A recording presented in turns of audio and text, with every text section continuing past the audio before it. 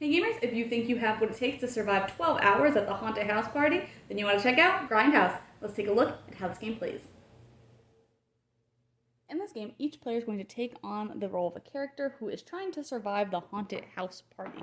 Each player will start with an item which will tell them kind of when and how they should use it. Usually they'll let them avoid wounds or possibly attack other players, things like that. And they may be able to gain more items throughout the game as well. And each player will also start with a persona, which gives them just a little bit of background about their character, maybe some motivations for why they're here.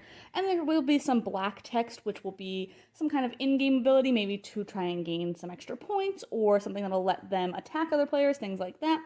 They'll also have a ghost ability, so if they do die during one of the rooms throughout the game, that will kind of be revealed and change up how they're going to play the game. They'll have an ability they can usually do at the end of each room, except for the final room, and they'll have a separate win condition. Sometimes they will want other players to die, sometimes they'll want certain players to live, sometimes they'll want certain players to live, but also with conditions like not having arms, things like that. So that'll just change up how they play.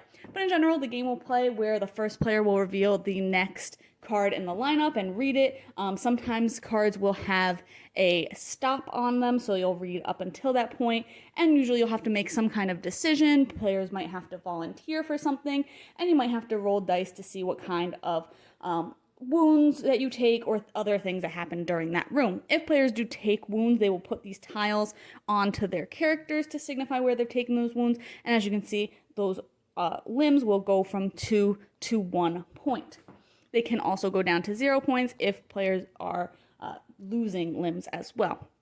If a player ever takes 2 head or torso wounds, they have that little skull on them there, and that will signify that they have turned into a ghost. Like I said, they will reveal that to the other players and change how they're going to play from then on, because they won't be participating in the rooms, but they should have some actions at the end there. Players will go until all players have died. If they do all die, then the game will end, and ghosts who meet their win condition will still win, or until they've gotten to the end of the final room, and any survivors will score based on tallying up their points of whatever limbs they have left, and potentially other points they could have gotten from their persona or from the rooms as well.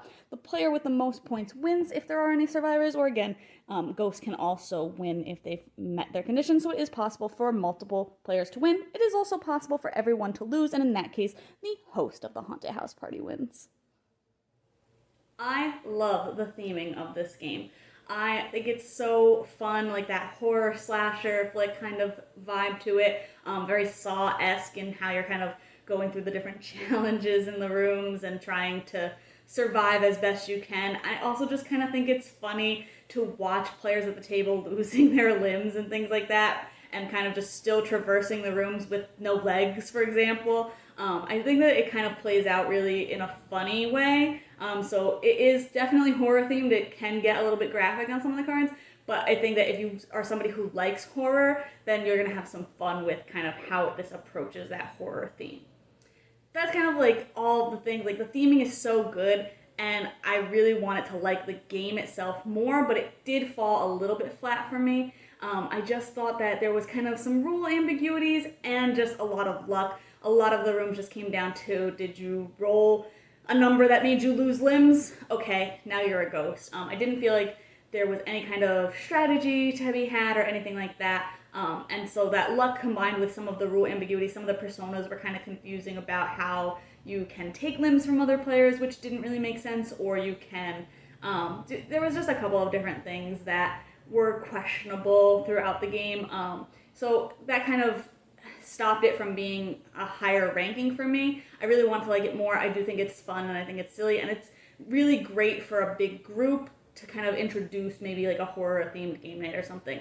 I definitely would recommend it. Speaking of that, with a larger group, I really didn't think it worked at like 2 or 3 players. I think 5 is where it really starts to shine, so I would personally play it at like 5 to 8 most of the time if I could. In addition to that, of being just a better game at that player count, I just thought it was funnier to watch all the different players kind of losing limbs slowly and things like that. But yeah, so if you don't mind kind of a light rule set and kind of going with the flow and kind of making decisions like, okay, that's how we're gonna play it, then and you like the horror theme, then this is definitely something that you're going to have a lot of fun with. If you kind of don't really crave that ambiguity, in addition to the theme, then you might just find this as not a very entertaining game itself. But you can check out my full thoughts on the blog today to decide if this one's for you.